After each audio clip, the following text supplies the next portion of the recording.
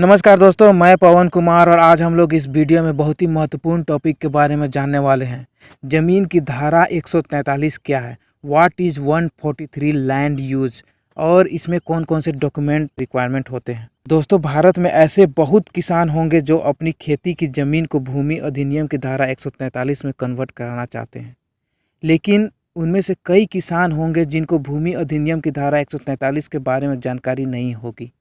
आपको बता दें कि अगर कोई किसान अपनी खेती वाली ज़मीन पर खेती के अलावा कुछ और करना चाहते हैं तो वो ऐसा नहीं कर सकते, क्योंकि ऐसा करना पूरी तरह से इलीगल माना जाता है। तो चलिए सबसे पहले ये जानते हैं कि ज़मीन की धारा 143 क्या है। उत्तर प्रदेश में भूमि सुधार अधिनियम में कई धाराएं हैं, उनमें से एक 143 धारा है। इस धारा में जब कोई किसान या भूमि के मालिक अपनी कृषि भूमि को कृषि के अलावा किसी अन्य उद्देश्य के लिए उपयोग करना चाहता है, जैसे कि आवास के लिए, दुकान के लिए, स्कूल या अस्पताल के लिए, तो उस व्यक्ति को अपने ज़िले के नज़दीकी तहसील में जाकर भूमि का भू उपयोग, जिसे लैंड यूज़ कहते हैं, बदलवाने के लिए आवेदन करना होता है।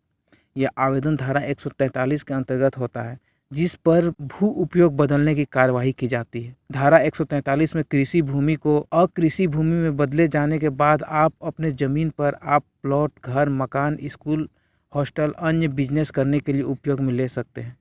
अगर आपने ज़मीन की धारा 143 के अंतर्गत लैंड यूज़ चेंज नहीं करवाया है और आप उस कृषि भूमि पर प्लॉटिंग, घर या अन्य बिजनेस कर रहे हैं, तो ऐसे में कानूनी रूप से अवैध कार्य कर रहे हैं। बाद में आपको काफ़ी परेशानियों का सामना करना पड़ सकता है।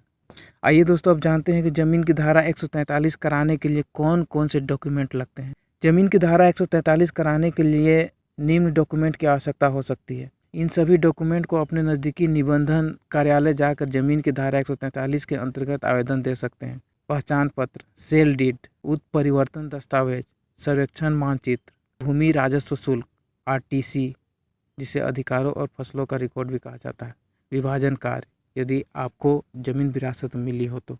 इससे निष्कर्ष यह निकलता है दोस्तों, अगर आप अपने कृषि भूमि को अकृषि या फिर आवासीय ज़मीन में कन्वर्ट करना चाहते हैं तो भूमि अधिनियम की धारा 143 बहुत ज़रूरी है। यह एक ऐसा धारा या नियम है जो उत्तर प्रदेश सरकार द्वारा लागू किया गया है। अगर आप भी अपनी ज़मीन को लैंड यूज़ चेंज बदलना चाहते हैं तो आप अपने नज़दीकी तहसील में जाकर आवेदन दे सकते हैं। दोस्तों, उम्मीद करता हूँ आपको यह वीडियो अच्छा लगा होगा। एक बार कमेंट करके ज़रूर बताइएगा और वीडियो को लाइक, कमेंट, शेयर और सब्सक्राइब जरूर कर दीजिएगा, ताकि मेरा आने वाला हर वीडियो सबसे पहले आपके पास ही आएगा। वीडियो देखने के लिए बहुत बहुत धन्यवाद दोस्तों। जय हिंद, जय भारत, वंदे मातरम।